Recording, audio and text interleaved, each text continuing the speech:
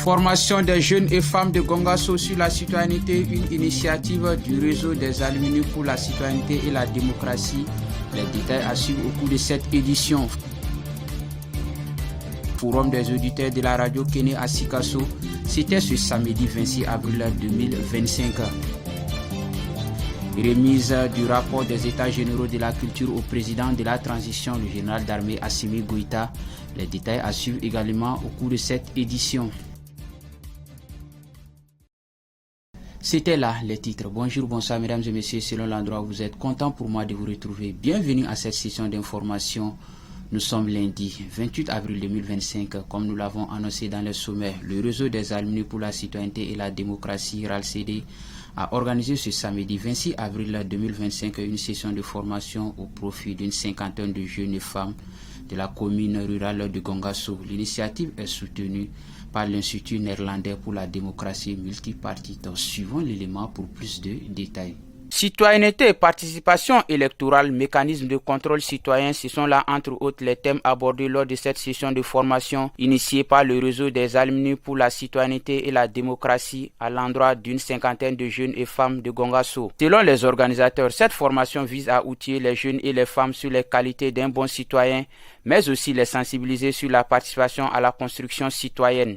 Ces jours-ci, nous sommes à Gongasso dans le but d'informer et de sensibiliser la population de Gongasso sur la citoyenneté, la participation électorale et les mécanismes de citoyenneté. Ils ont beaucoup appris grâce à cette activité et vraiment ils en veulent encore parce qu'ils ont beaucoup compris, puis ils ont compris leur rôle de citoyenneté et leur devoir et puis leurs droits en tant que peuple de cette nation. Conscients des enjeux actuels qui traversent le pays, les participants saluent cette démarche de RALCD tout en les invitant à multiplier ces actions auprès des communautés. Ça a été vraiment une formation qui m'a beaucoup plus aidé en tant que citoyen de vraiment connaître mon rôle. Et ça m'a donné vraiment une base très très solide pour que je puisse être aussi un acteur pour le changement.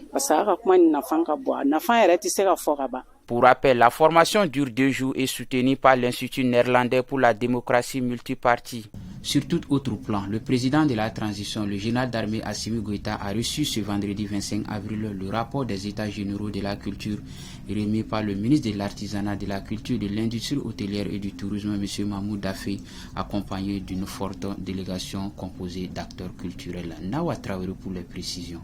Ce rapport, qui comprend 89 recommandations, vise à refonder le secteur culturel malien. Le chef de l'État a salué cette initiative, rappelant qu'il programme 2025 comme une année de culture et en réaffirmant son engagement à soutenir les acteurs du domaine. Selon le ministre Dafé, les États généraux ont permis d'établir un diagnostic du secteur et de tracer une vision claire pour les 10 prochaines années. Parmi les principales actions proposées portées sur le budget du ministère à 1% du budget national à renforcer les infrastructures culturelles à promouvoir la citoyenneté à travers l'éducation et mettre en œuvre le concept de la case des valeurs, les mentalités et encourager la créativité. Le ministre Dafé a également salué l'implication du président de la transition. Attaché à nos valeurs traditionnelles, ce rapport constitue une base stratégique pour une nouvelle politique culturelle alignée sur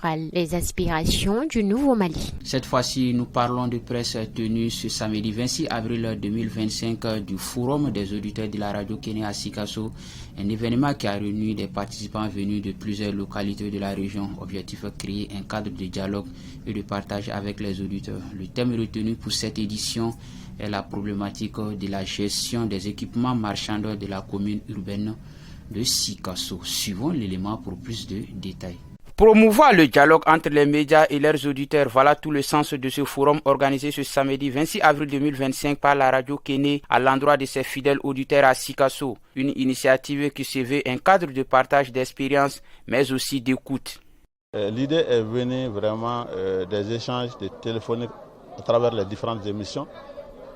Certains ont dit que vraiment nous sommes nombreux à nous connaître à l'antenne. Il est bon qu'on fasse un communiqué pour se retrouver et pour mettre en place une plateforme qui va vraiment renforcer les liens d'amitié et de collaboration entre nous. C'est ainsi que certains sont allés me voir au bureau pour dire que nous voulons diffuser un communiqué pour inviter tous les auditeurs des émissions à se rendre à Sikasso pour une rencontre. Ils sont venus comme ça de façon spontanée, très très nombreux. Et ils ont mis en place vraiment un bureau. Ils sont allés me voir. J'ai dit maintenant, le reste, maintenant, c'est de vous aider. Donc nous, on ne s'est jamais mis au devant. Donc si on dit l'idée de création, l'idée est venue des auditeurs. Et nous sommes là vraiment pour les aider, pour les orienter et pour les appuyer en idée. C'est ce que nous avons fait. Les autorités ainsi que les auditeurs présents n'ont pas manqué de mots pour saluer l'initiative. Le thème choisi cette année correspond franchement avec les objectifs qu'on s'était fixés. Si tu vois qu'il y a radio, c'est qu'il y a auditeur. Je suis très satisfait de voir d'abord qu'il y a plus de 300 auditeurs presque dans toutes les localités du cercle. Donc lancer un appel à tous ceux-ci afin qu'ils se donnent la main et qu'on amorce ce développement.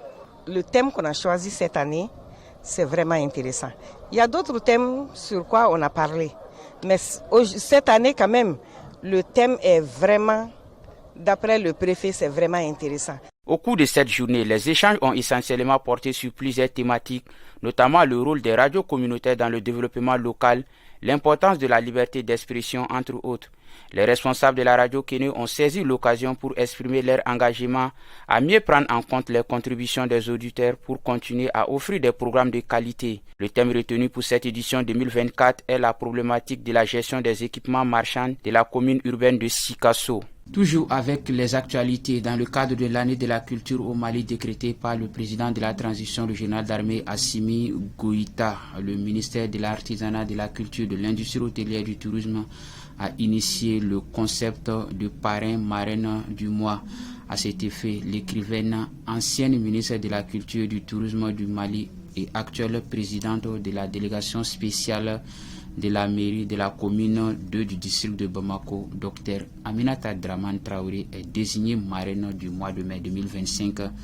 Le concept du parrain-marraine du mois consiste à désigner chaque mois une personnalité du monde de la culture des arts du Mali comme parrain des événements apportant son prestige et son rayonnement pour célébrer l'année de la culture et renforcer la visibilité et l'attractivité des événements parrainés.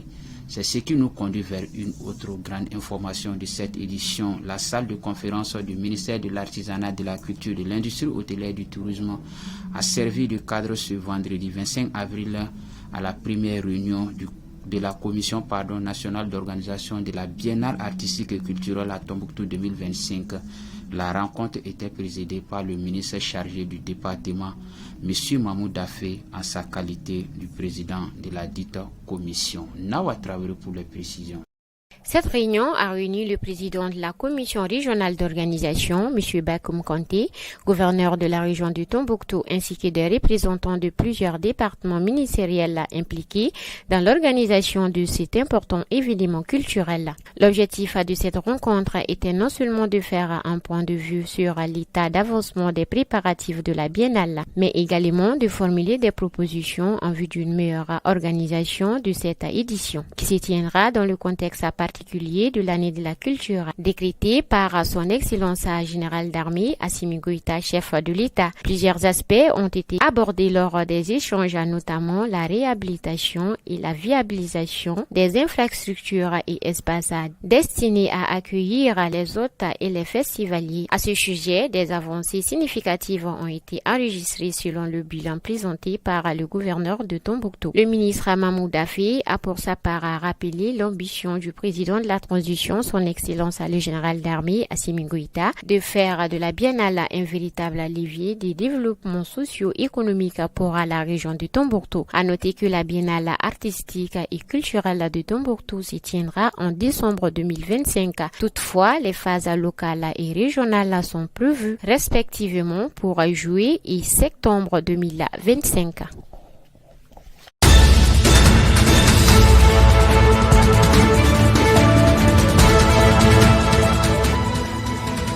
Chers téléspectateurs, c'est ce qui nous conduit vers les actualités hors de nos frontières. C'est une compilation de nos confrères de Africa News. Le commentaire est signé Mfa Amara Traoré. À l'échelle mondiale, plus de 350 millions de personnes vivent avec des maladies rares, la plupart causées par une erreur génétique. Certaines maladies peuvent être détectées et traitées précocement, mais dans certaines régions d'Afrique où des données démocratiques et les ressources sont rares, de nombreuses personnes ne sont pas diagnostiquées. Rodrigue tente de remédier à cette situation en mettant les patients en contact avec des tests génétiques et un soutien médical, tout en collectant des données clés auprès de ces patients et leurs familles. La plupart des données sur les maladies rares ont été collectées auprès des personnes d'origine européenne. Nous avons donc très peu de connaissances sur ce qui se passe ailleurs dans le monde, principalement en Afrique, a déclaré Rodrigue.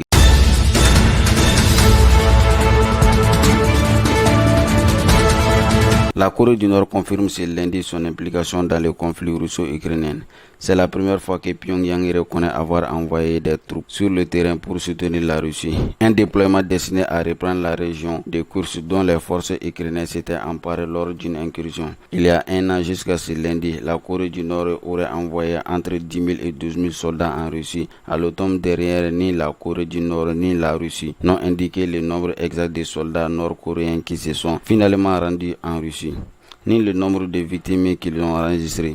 En mars, l'armée sud-coréenne a estimé qu'environ 4000 soldats nord-coréens avaient été tués ou blessés sur le front de guerre entre la Russie et l'Ukraine. L'armée sud-coréenne a également déclaré à l'époque que la Corée du Nord avait envoyé environ 3000 soldats supplémentaires en Russie au début de l'année.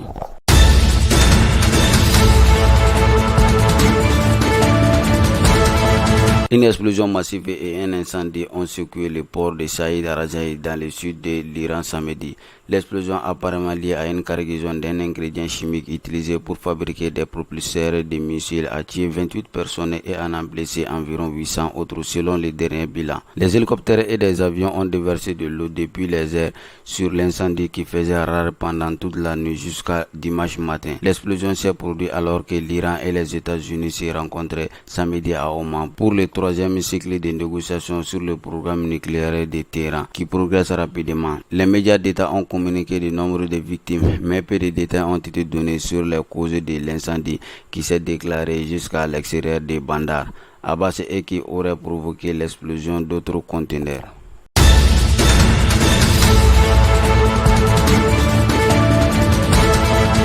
Ainsi s'achève cette session d'information. Content pour moi de l'avoir présenté.